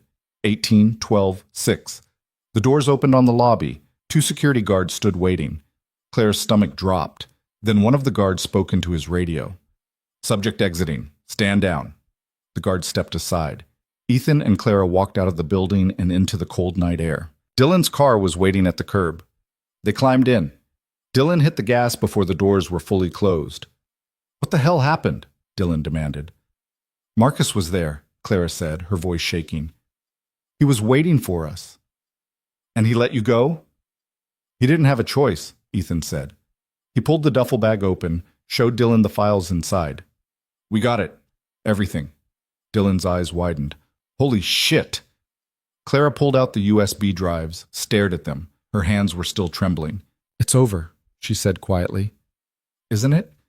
Ethan looked at her. Not yet, but soon. Dylan drove them back to the safe house. They didn't speak. Clara sat in the back seat, clutching the USB drives like they might disappear if she let go. When they got inside, Dylan immediately plugged one of the drives into his laptop. Files appeared on the screen, hundreds of them. Emails, financial statements, recorded phone calls, videos. This is a gold mine, Dylan said, his voice awed. Clara, this is everything. Wire transfers to federal agents, emails coordinating the fake audits, recordings of Marcus threatening people. Send it to Amanda, Clara said. All of it. Tonight. Dylan nodded, already typing. On it. Clara sank onto the couch, exhaustion crashing over her. Ethan sat beside her. You did it, he said quietly. Clara shook her head. We're not done. Marcus said, I know what Marcus said, but he's cornered now. The evidence is out there. He can't bury it, can't spin it. By morning, the whole city will know what he's done. Clara wanted to believe him, but the look in Marcus's eyes was still burned into her memory. The certainty, the control. He's not going to just give up, she said. No, Ethan agreed. He's not.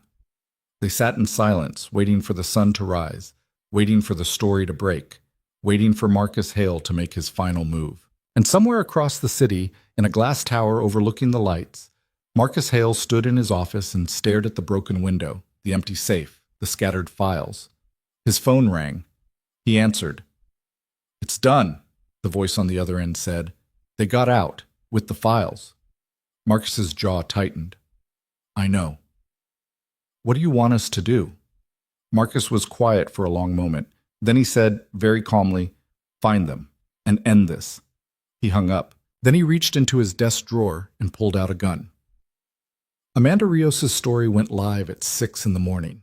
Clara was still awake when it happened, sitting at Dylan's kitchen table with cold coffee and a laptop screen that had started to blur hours ago. Dylan had sent everything to Amanda at 2 a.m. Every file, every email, every recording. Then they'd waited, the silence in the safe house thick enough to suffocate. When Clara's phone buzzed with the news alert, her hands went numb. Tribune exclusive. Private equity. Titan Marcus Hale, accused of federal corruption, bribery, and corporate sabotage. The article was thorough, devastating. Amanda had laid it all out with surgical precision. The wire transfers to Kenneth Frost, the shell companies funneling bribes to judges and investigators, the falsified audits designed to destroy Clara's company. Every claim was backed by documents, by recordings, by evidence so airtight that even Marcus's army of lawyers wouldn't be able to spin it away. Clara read it twice, her chest tight, something that felt almost like relief washing over her. Then her phone rang. It was her CFO, Jason. His voice was shaking. "Clara, have you seen the news?" "I've seen it. The feds just showed up at Marcus's office. Actual federal agents, not the ones he bought. They're executing a warrant. It's happening, right now." Clara closed her eyes. "Good. Your company. Clara, the board is meeting in an hour, emergency session. They're talking about reinstating you, dropping the investigation, everything." Clara's throat tightened. "Tell them I'll be there." "Are you sure? You've been gone for 2 weeks." "I'm sure," Clara said. "I'll be there." She hung up. Ethan was standing in the doorway, arms crossed, watching her. He hadn't slept either. None of them had. "It's done," Clara said quietly. "Marcus is finished." Ethan nodded. "Yeah." Dylan looked up from his laptop. "Social media is on fire. Marcus's name is trending.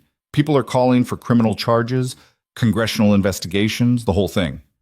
Clara should have felt triumphant, vindicated, but all she felt was tired. "What happens now?" she asked. Ethan moved into the room, poured himself coffee. "Now the system does what it's supposed to do. The evidence is public. The feds can't ignore it. Marcus gets arrested, prosecuted, probably spends the rest of his life in court. And us? We disappear," Dylan said, "at least for a while. Let the noise die down. Let Marcus's people figure out they don't have a target anymore." Clara stood, her legs stiff from sitting too long.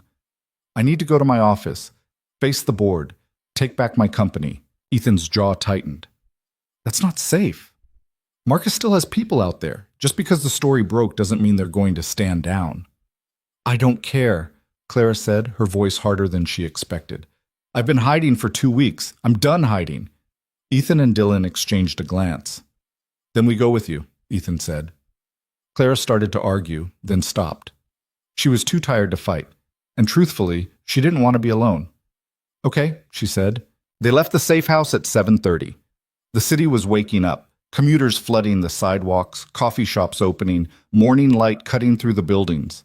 Clara sat in the back of Dylan's car, watching it all through the window, feeling like she was seeing it for the first time. Her office building looked the same as it always had. Glass and steel, modern, anonymous. But walking through the lobby felt different. People stared, whispered. A few nodded, like they were acknowledging something they couldn't quite name. Clara took the elevator to the 12th floor. Ethan and Dylan flanked her, silent, watchful. The boardroom was full when she arrived. 10 faces turned toward her as she walked in. Investors, executives, people who'd doubted her, people who'd stayed quiet when Marcus tried to destroy her. Jason was there too, standing near the window, looking relieved. The board chair, an older man named Richard Calloway, stood. "Clara, we've been trying to reach you." "I've been dealing with a situation," Clara said evenly. She didn't sit. "I assume you've all seen the news." "We have," Richard said, "and we owe you an apology. We should have listened when you first raised concerns about Marcus Hale. We should have acted sooner. Clara's jaw tightened. Yes, you should have. Richard looked uncomfortable. The federal investigation into your company has been dropped. The SEC issued a statement an hour ago. They've acknowledged that the original complaint was filed under false pretenses. Good. And the board would like to formally reinstate you as CEO, effective immediately. Clara looked around the table. Some of the faces looked genuinely apologetic. Others just looked worried about their own liability.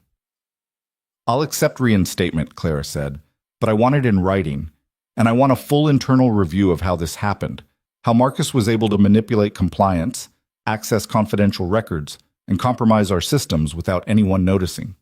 Richard nodded. Agreed. And one more thing, Clara said. Anyone who took meetings with Marcus, accepted gifts, or communicated with him outside official channels in the past 6 months, I want full disclosure, names, dates, communications. If there's anyone on this board who helped him, I want to know. The room went silent. One of the investors, a woman named Ellen Zhao, spoke up. That's a serious accusation, Clara. It's a serious situation, Clara said, and I'm not going to rebuild this company on a foundation of people I can't trust. Ellen's expression hardened, but she didn't argue. Richard cleared his throat. We'll cooperate fully. You have my word. Clara nodded.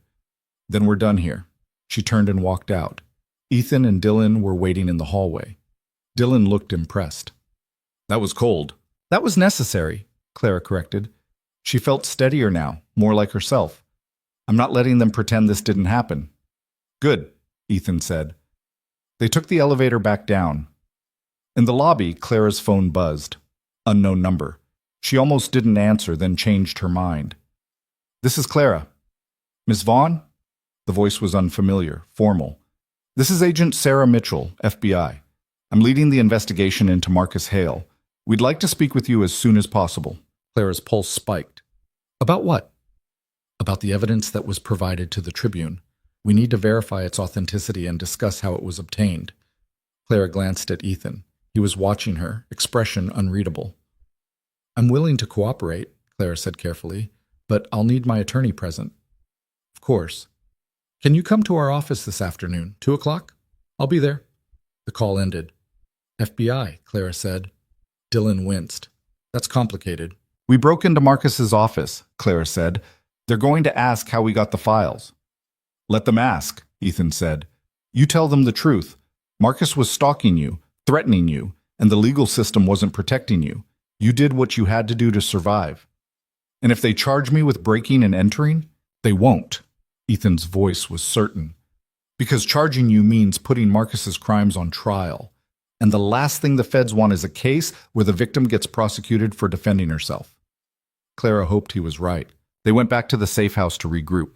Dylan started scrubbing their digital footprints, deleting logs, encrypting files, making sure there was no trail that led back to him. Ethan sat with Clara, walking her through what to say to the FBI, what to leave out, how to frame the narrative. You don't lie, he said, but you don't volunteer information they don't ask for. You stick to the facts. Marcus stalked you. You gathered evidence. You gave it to a journalist. That's it. And the break-in? You don't mention it unless they do. If they ask directly, you tell them you were acting in self-defense. You believed Marcus was going to kill you, and you needed proof to stop him. Clara nodded, trying to commit it all to memory. At 1:30, her attorney called. Linda Cross had already been briefed, already knew about the FBI meeting. I'll meet you there, she said.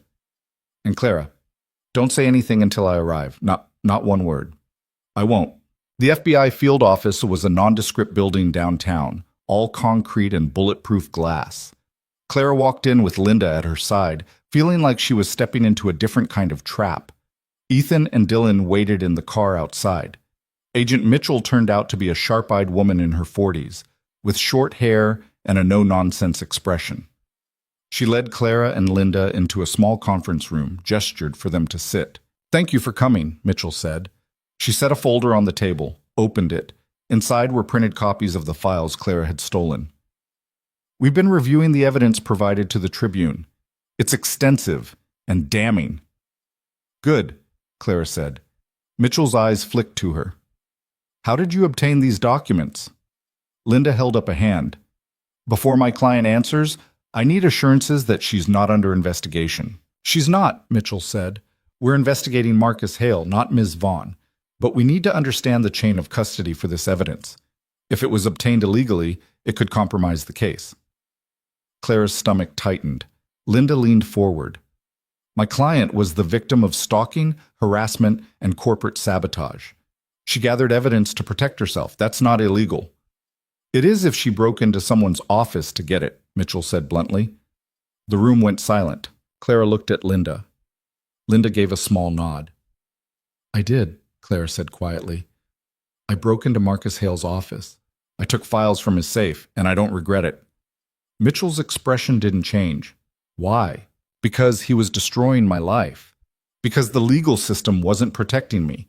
Because I was out of options. Clara's voice was steady now, stronger. Marcus Hale used his money and his connections to manipulate federal investigators, fabricate audits, and terrorize me for months. I filed a restraining order, and it did nothing. I reported him, and nothing happened. So I did what I had to do to survive. Mitchell studied her for a long moment. Then she closed the folder. Off the record, she said, I don't blame you. And between you and me, I'm glad you did it. Because without this evidence, we'd have nothing. Clara's breath caught. But on the record, Mitchell continued, I can't condone breaking and entering. So here's what's going to happen. You're going to testify about Marcus's stalking and harassment.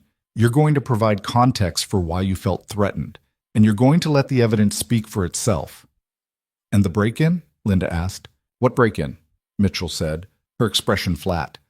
As far as I'm concerned, these documents were provided by an anonymous source.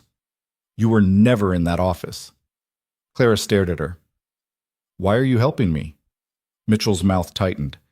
Because I've spent 15 years watching people like Marcus Hale get away with everything, and I'm tired of it. So if bending the rules a little means putting him in prison, I'll bend them. Clara's throat tightened. Thank you. Mitchell stood. Don't thank me yet. Marcus has good lawyers. This is going to be a long fight.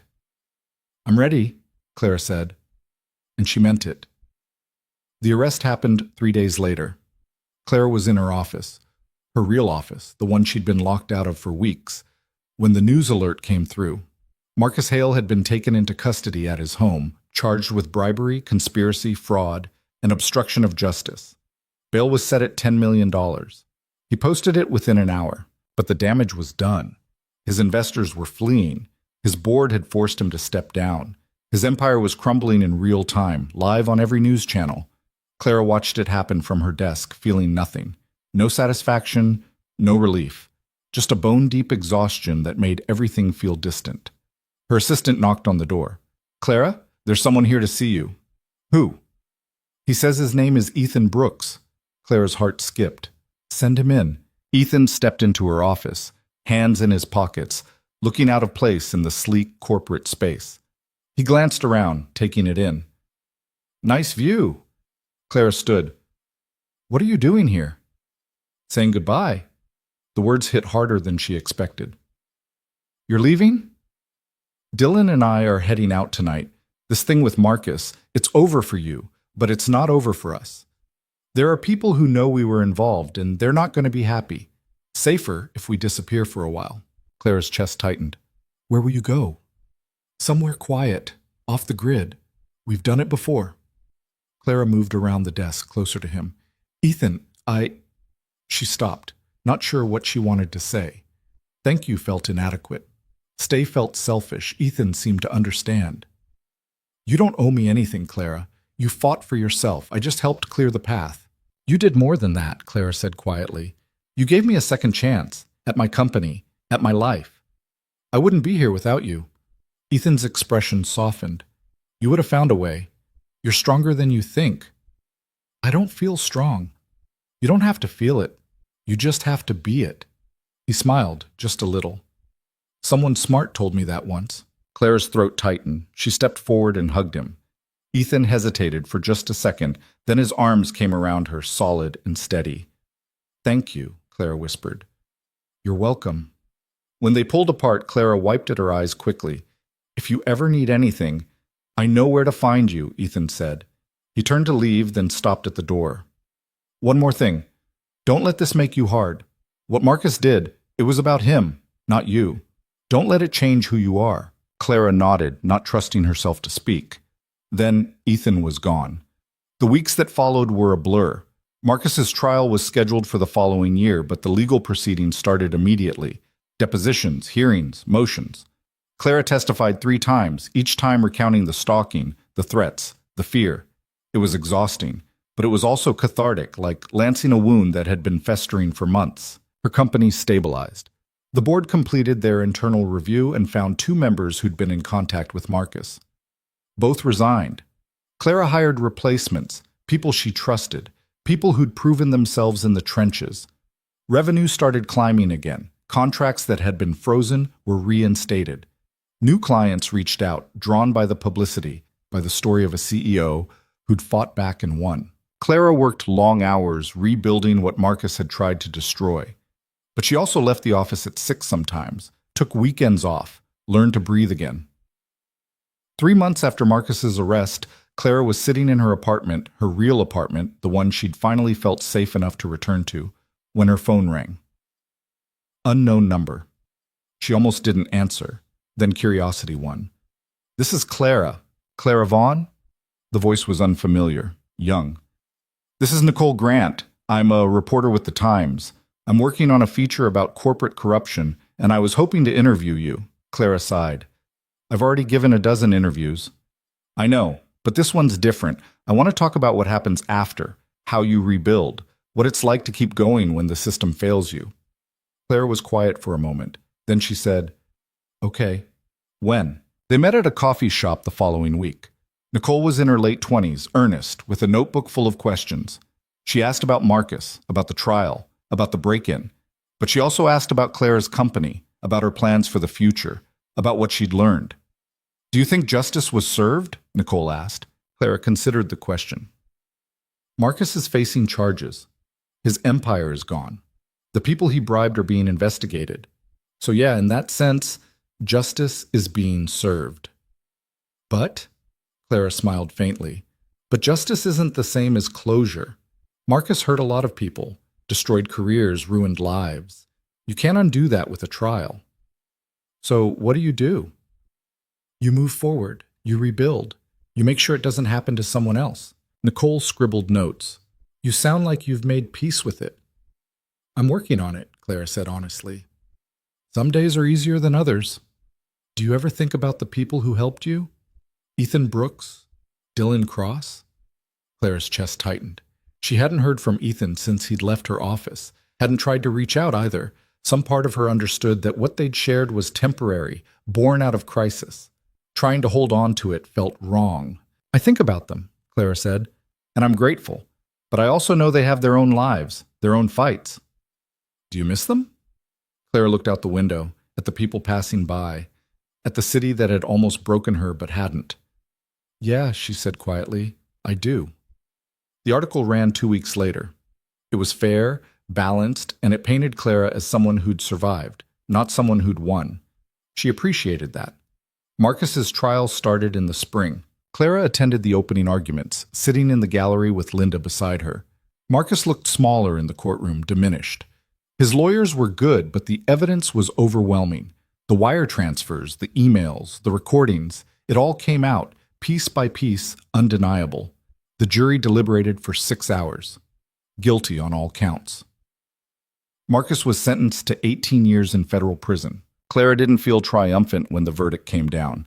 She just felt tired, and maybe, finally, a little bit free. She walked out of the courthouse into bright sunlight, blinking against the glare. Reporters swarmed, shouting questions, but Linda ran interference, clearing a path.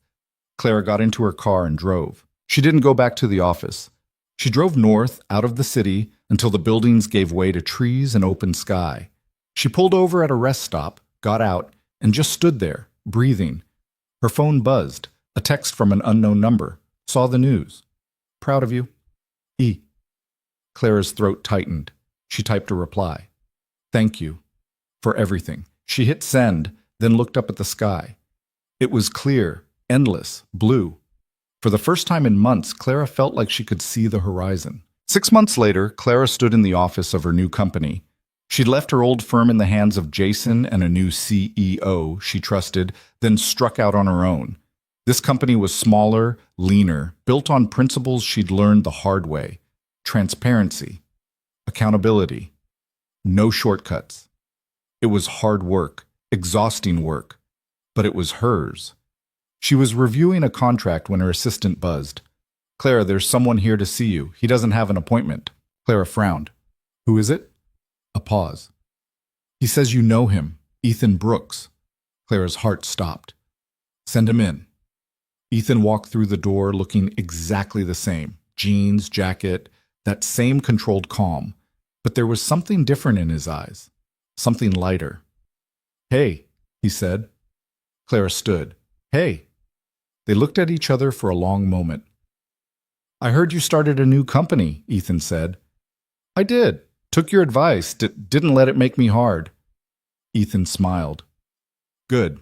"What are you doing here?" Clara asked. "I thought you were off the grid." "I was, for a while. But it gets old, hiding. So Dylan and I came back, started a new firm, security consulting, helping people who can't help themselves." Clara's mouth curved. "Sounds familiar." "Yeah." Ethan shifted, hands in his pockets. "I wanted to see how you were doing, make sure you were okay." "I'm okay," Clara said, and she meant it. "Better than okay, actually." "Yeah?" "Yeah." Ethan nodded. "Good. That's good." They stood there, the silence comfortable, easy. "Do you want to get coffee?" Clara asked. Ethan's smile widened. "I'd like that." They left the office together, walking side by side into the bright afternoon. Clara didn't know what came next. Maybe nothing. Maybe something. But for the first time in a long time, she wasn't afraid to find out. Because she'd learned something in the months since Marcus Hale had knocked on her door in the dark. She'd learned that strength wasn't about never being afraid. It was about being afraid and moving forward anyway. It was about asking for help when you needed it and standing on your own when you could. It was about trusting people, even when trust felt impossible. And maybe most importantly, she'd learned that you didn't have to face the world alone. Sometimes, the people who showed up in your darkest moments were the ones who helped you find the light again. And sometimes, if you were lucky, they stayed. Clara didn't know if Ethan would stay, but she knew she was ready to find out, and that was enough.